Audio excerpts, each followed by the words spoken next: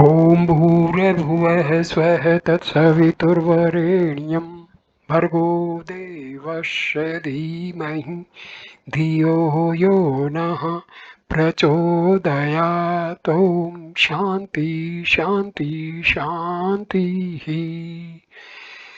Namaskar, my dear friends. This is video number 4 on the holy book Updesa Saram, most preferred and recommended by Bhagavan Ramana MahaRishi for the devotees and sadhakas who indulge in the spiritual sadhana of self-enquiry for self-realization and liberation. So I start this video with stanza number 21. Idam pada bhikkhaya manva ahem ilinek payalaya satyaya.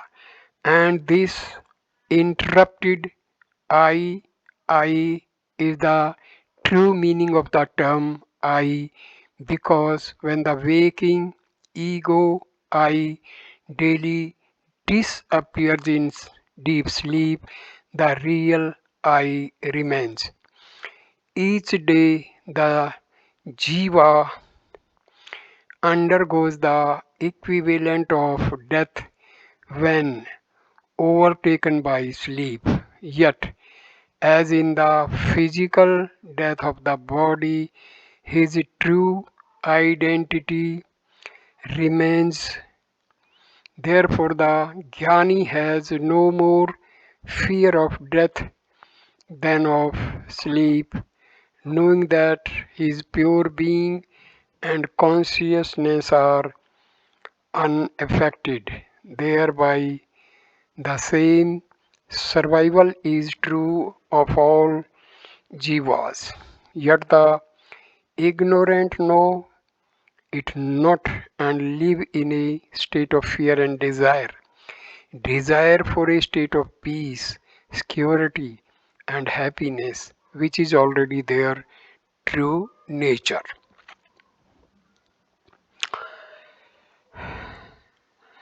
Stanza number 22. Vigraha Endriya Prana Dhittamaha Nehmeka Sat Tajjadam Hayasat. This true I, the one reality, is not the body or the senses or mind or breath or ignorance. These are all inert and insentient. To discover this truth is the real purpose of human life.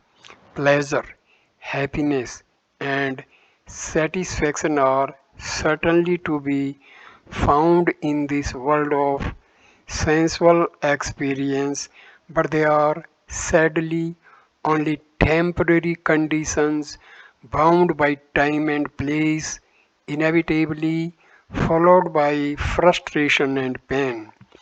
In the Manu Samhita, the student is advised desire is never extinguished by the enjoyment of desired objects. It only grows stronger like a fire fed with clarified butter.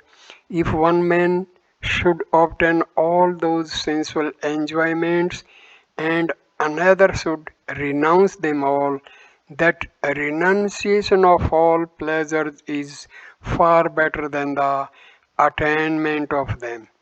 This verse of Upadesha Saram explains why this is so.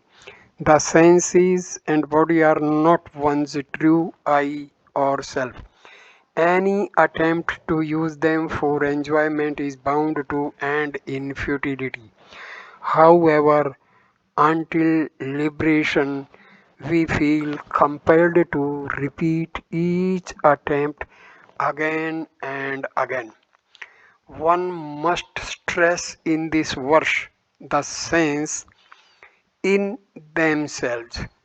When asked why Updesa Saram speaks of the body, etc., as jada or insentient, Maharshi replied, they are insentient in as much as you say they are apart from the self. But when the self is found, this body, etc., are also found to be in the self. Afterwards, no one will ask the question and no one will say they are insentient. The verse concerns specifically the five seats which envelop the individual and prevent him from realizing his true nature. Tamas, tama, darkness or ignorance refers to Anandamaya kosa or blissful sheath which covers one during deep sleep.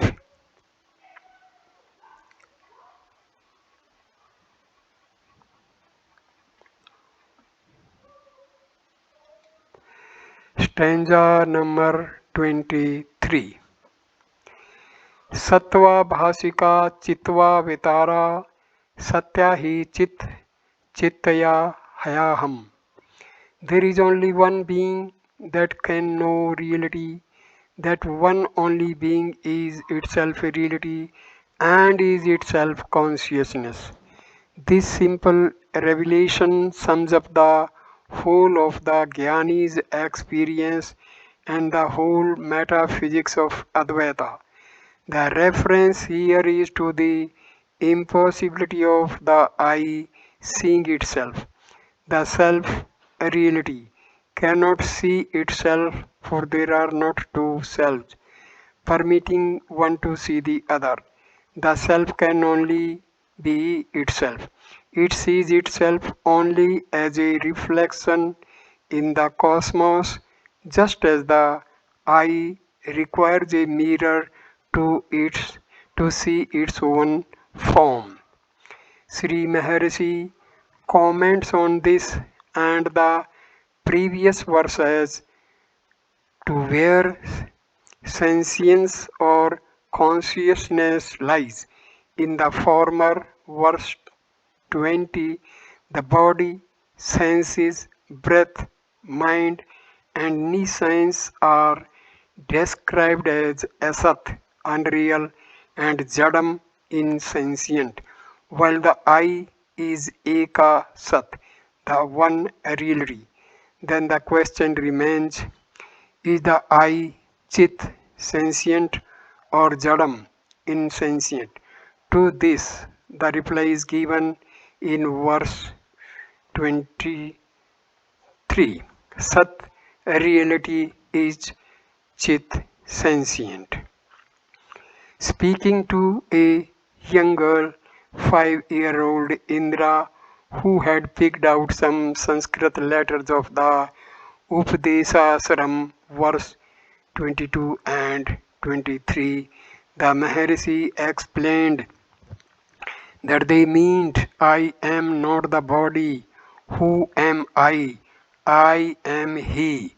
Deham, Naham, Koham, Soham.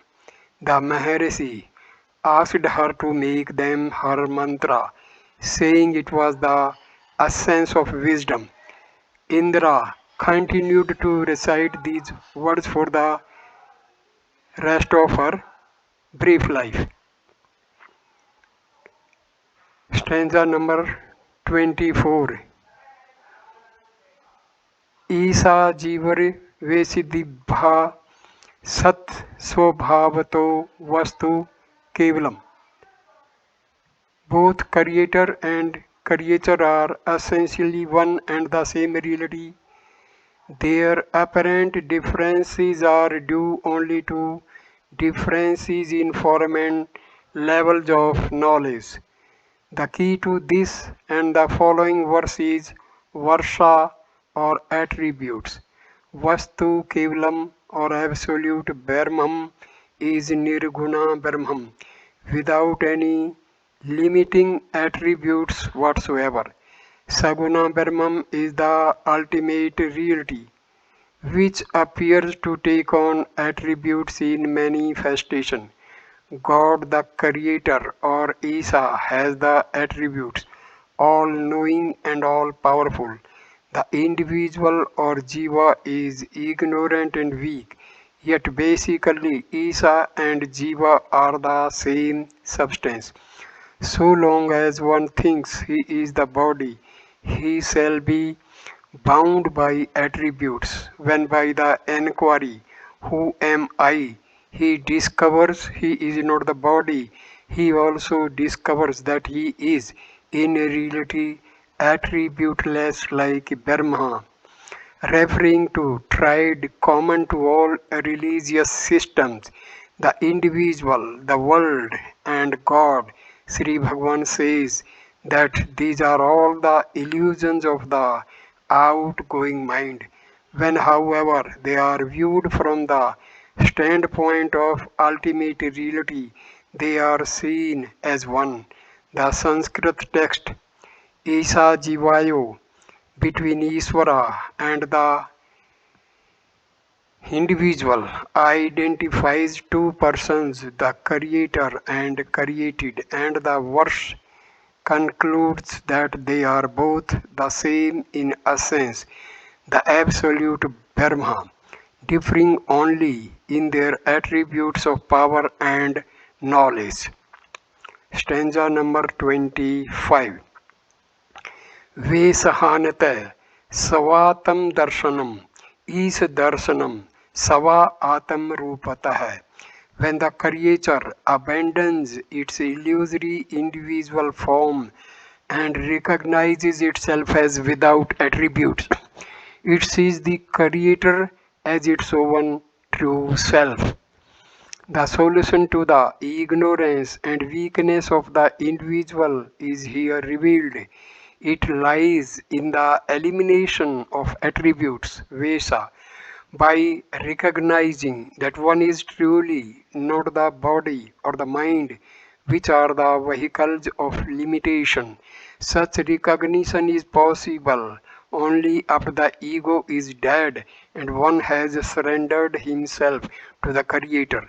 Then both are known to be the same attributeless reality or self. Ironically, our efforts to improve our own image and achieve fame and wealth and power serve actually to increase our limitations. Stanza number 26. Atam Sansithti Sav Atam Darshanam Atam Nirdavyatam Nishtata. Being the self is knowing the self, because there is only one self and not two. This being and knowing the self is abiding in the reality. The same imperative is given in the Maharishi's 40 verses on reality. Other than turning the mind within and lodging it in the self, how is it possible to think of the self with the mind? And elsewhere, can knowledge be other than being? Being is the core, the heart. How then is the Supreme Being to be contemplated and glorified only by remaining the pure self? Therefore, it is futile to attempt to understand the self by reasoning or intellectual arguments. Thought is an obstacle to self realization, which in the end can be attained only when the ego has been destroyed and all conceptualizing abandoned. Stanza number 27. Gyan varjita, gyan vihinam chita, gyanam asti kim kyatu mantram. True knowledge is beyond what we think of as knowledge or ignorance, because in the state of non-differentiation, what other thing is to be known? The Jnani is aware of everything as the self. He does not see objects as existing in themselves as objects, but only as reflections of the one universal Brahma.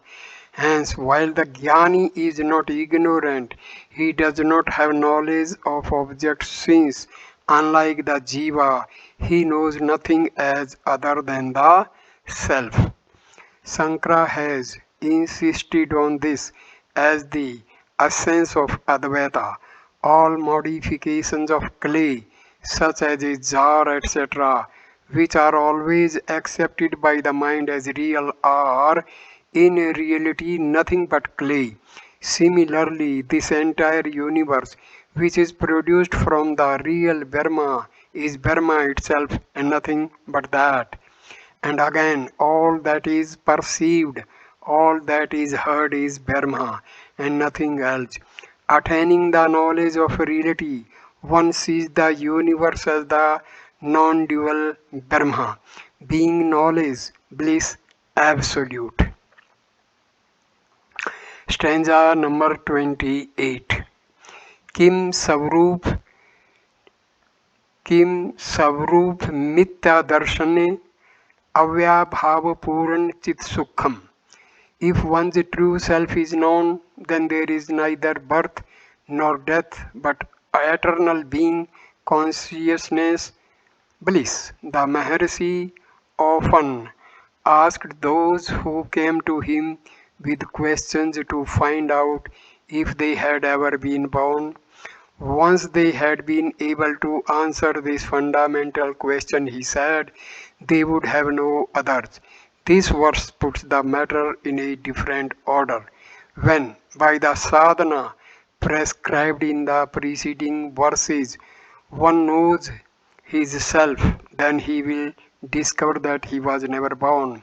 All earthly existence is experienced by an apparent entity which believes itself to have been born and to have enjoyed and suffered.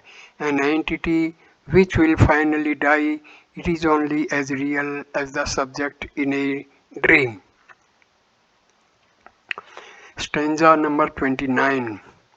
Band muktayatitam param sukham Vindhati Jivastu Devikaha. The Jiva who attains the state of supreme bliss beyond any thoughts of bondage or freedom is truly devoted to the Lord. This verse is the Maharishi's conclusion as to the relationship between the Bhakti and Gyana Marga, first mentioned in verse 5. Abiding in the state of supreme bliss is true service or worship of the Lord, because the divine Jiva is not separate from Brahma and realizes his identity. Whatever he may do is itself divine. Devotion is not truly bhakti so long as the worshipper believes himself to be a separate reality, usurping thereby something of the universality of the Lord's being and consciousness. Only the utter surrender of one's individuality can be true bhakti, which is also true jnana. Stanza number 30. Ahem apitkam nija vibhankam mahadidam tapo ramana Vagyam. When the individual I has disappeared and the real I has been found, that is excellent tapas.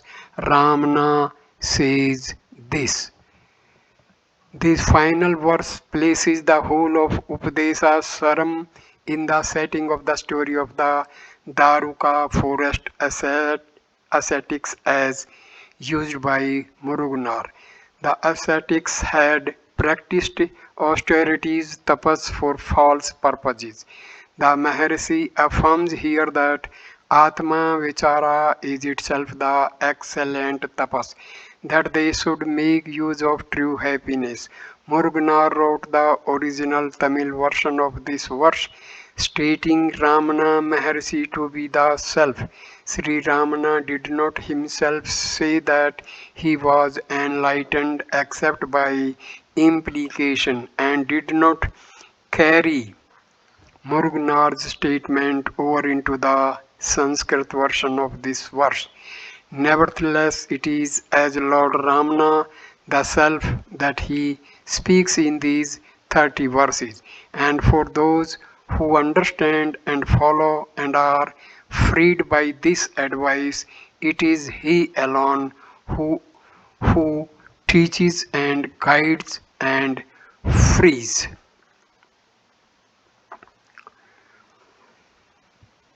So I end this video here. Please like, comment and share the video and subscribe the channel. Thanks a lot. Namaskar my dear friend. And this completes the book Updesa Saram. Thanks. Namaskar.